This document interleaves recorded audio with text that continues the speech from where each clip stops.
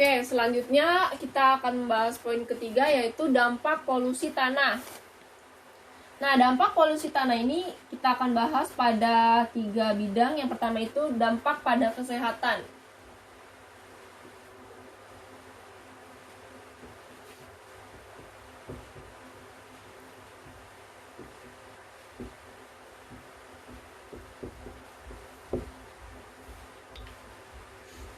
Oke.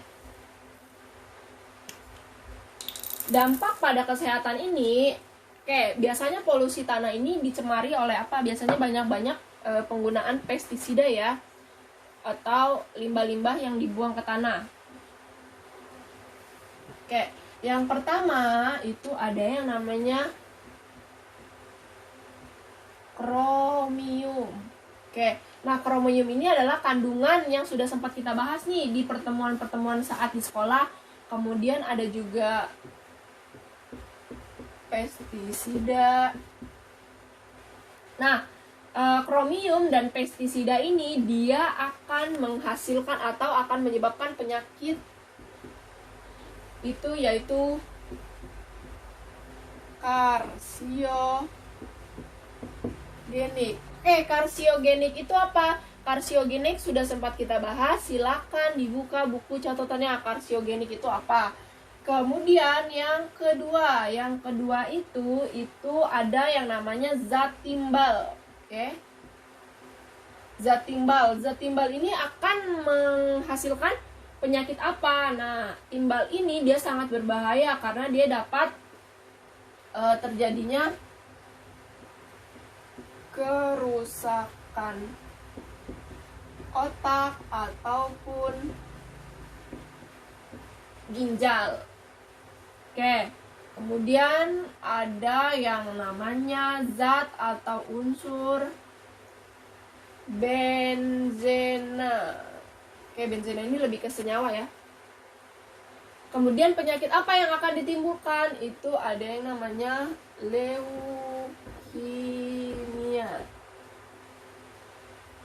Kemudian yang keempat ada yang namanya merkuri.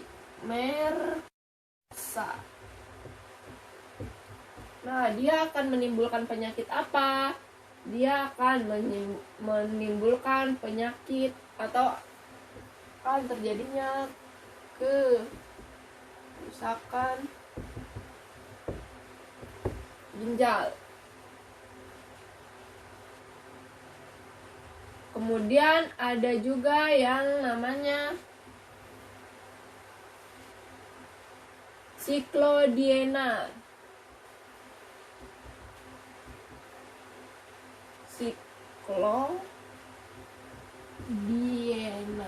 Nah, siklodiena ini akan menimbulkan penyakit keracunan hati. Kemudian yang keenam itu ada yang namanya karmabat.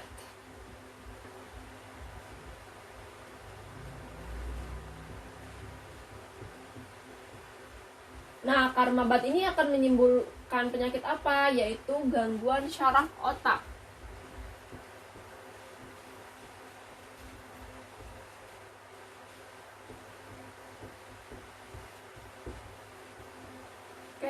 Kemudian yang ketujuh. Yang ketujuh itu ada si klorin. Nah, klorin ini akan menimbulkan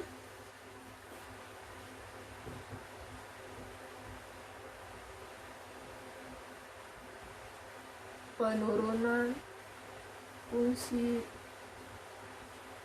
saraf. Jadi dampak pada kesehatan ini Ibu bahas berdasarkan zat-zatnya ya. Yang pertama si klorin, si pestisida, dia akan menimbulkan karsiogenik. Ini ada 7 zat atau senyawa yang Ibu bahas pada dampak pada kesehatan.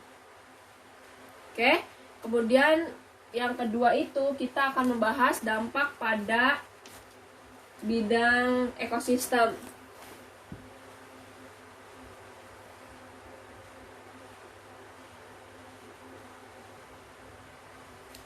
Oke, selanjutnya itu mengenai dampak pada ekosistem.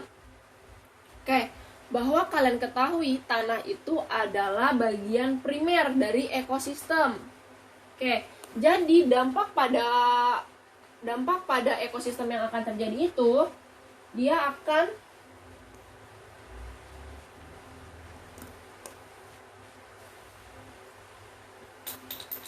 mematikan spesies primer.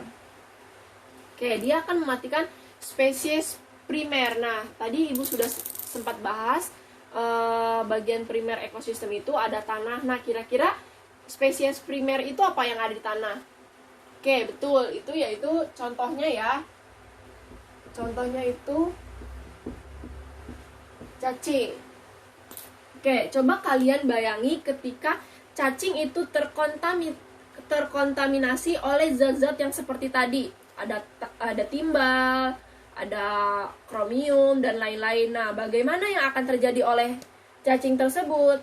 Nah, si cacing itu akan mati. Nah, ketika spesies primer itu mati, contohnya itu cacing. Nah, jadi mematikan spesies primer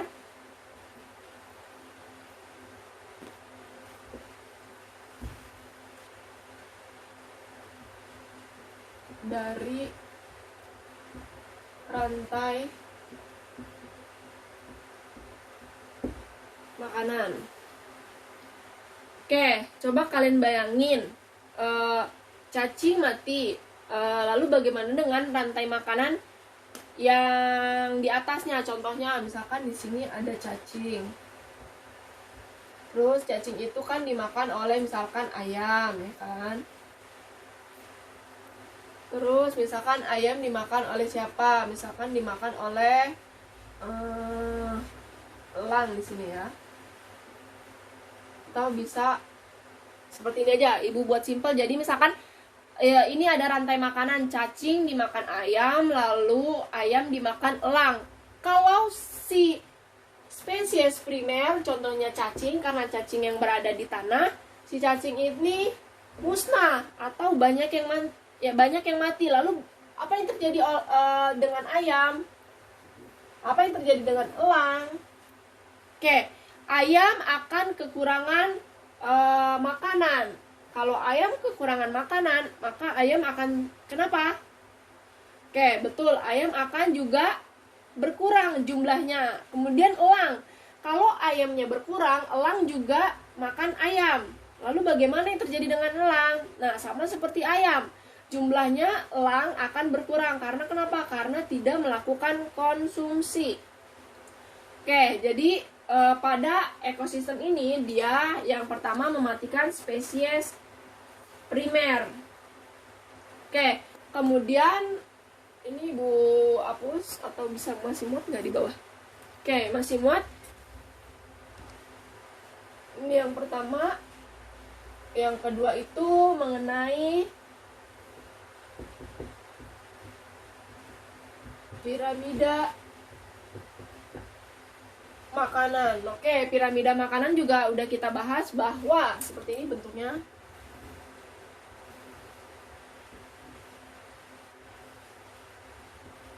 Oke, paling bawah itu biasanya produsen. Nah, produsen ini biasanya tumbuhan. Oke, tumbuhnya di mana? Tumbuhnya di tanah. Tapi bagaimana kalau tanahnya terkontaminasi oleh polusi? Oke, apakah tumbuhan akan tumbuh seperti biasanya? Nggak mungkin. Maka jumlah tumbuhan pun akan berkurang. Kalau tumbuhan berkurang, maka bagian atasnya pun konsumen satu, di sini produsen, konsumen satu, konsumen dua, atau konsumen terakhir. Oke, kalau produsennya berkurang, maka apa yang terjadi dengan konsumen satu? Sama ya, kasusnya sama seperti dengan rantai makanan. ketika bagian yang pertamanya berkurang, apakah bagian keduanya juga akan berkurang atau bertambah? Seperti itu. Oke, jadi sampai sini sudah paham ya? Untuk dampak ekosistem ini berhubungan dengan yang namanya rantai makanan dan juga piramida makanan pada ekosistem. Kemudian yang ketiga itu kita akan membahas pencemaran tanah atau polusi tanah pada bidang pertanian.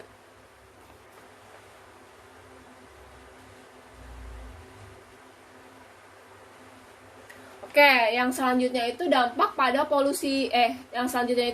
dampak pada bidang pertanian. Nah, dampak pada bidang pertanian ini sudah sempat Ibu bahas. Misalkan pada pertanian itu, ketika tanah itu tercemar, maka akan yang terjadi namanya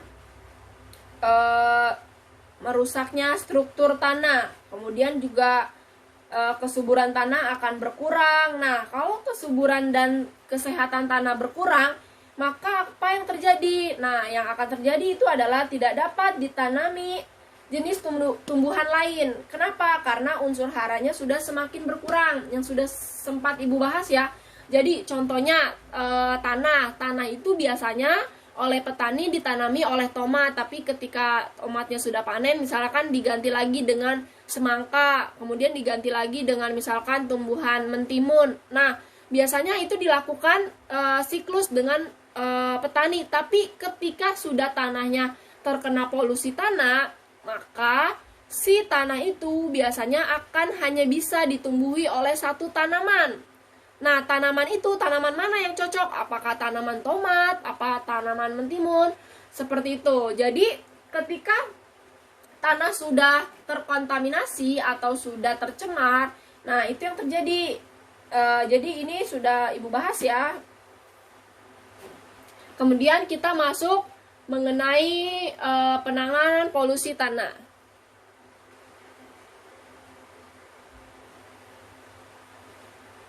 Oke, sekarang kita akan membahas mengenai penanganan polusi tanah. Yang pertama itu ada yang namanya remediasi.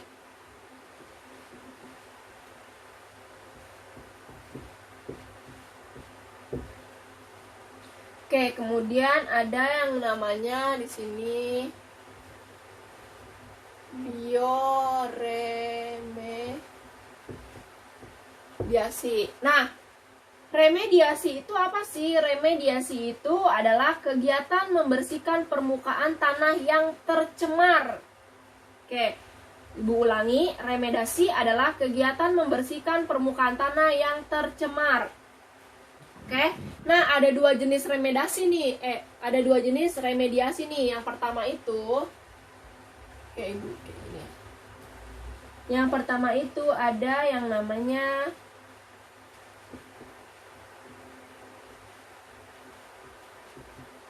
pembersihan on-site, dan ini ada yang namanya pembersihan off-site. Oke, apa bedanya pembersihan on-site dan pembersihan off-site? Nah, pembersihan on-site ini dia pembersihan di lokasi. Jadi ketika tanahnya itu terkontaminasi atau tercemar, maka pembersihannya itu dilakukan di lokasi.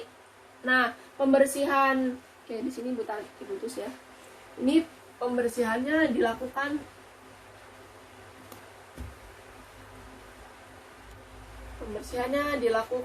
di lokasi. Jadi lokasi yang tercemar itu langsung dibersihkan. Nah, biasanya untuk pembersihan on-site ini lebih murah dibandingkan pembersihan off-site. Karena pembersihan off-site itu adalah penggalian tanah yang tercemar, kemudian dibersihkan dari zat tercemar. Jadi kalau yang pembersihan on-site ini dia dibersihkan di lokasi tercemar tersebut. Tapi kalau pembersihan off-site ini, jadi tanahnya dikeruk dulu, digali, lalu dipindahkan ke tempat lain untuk dipisahkan dari tanah dan si polutannya, seperti itu. Jadi untuk pembersihan off-site ini dia menggunakan biaya lebih mahal dibandingkan pembersihan onsite. Oke, kemudian ada yang namanya bioremediasi. Nah, di sini ada clue-nya bio. Bio itu biasanya berhubungan dengan alamiah atau berhubungan dengan biologi. Nah, di sini sudah ada clue-nya bahwa bioremediasi ini dia pembersihan pencemaran tanah dengan menggunakan mikroorganisme. Oke, kayak clue-nya tadi alamiah menggunakan mikroorganisme. Nah, di sini clue-nya juga bio, maka di sini pembersihan menggunakan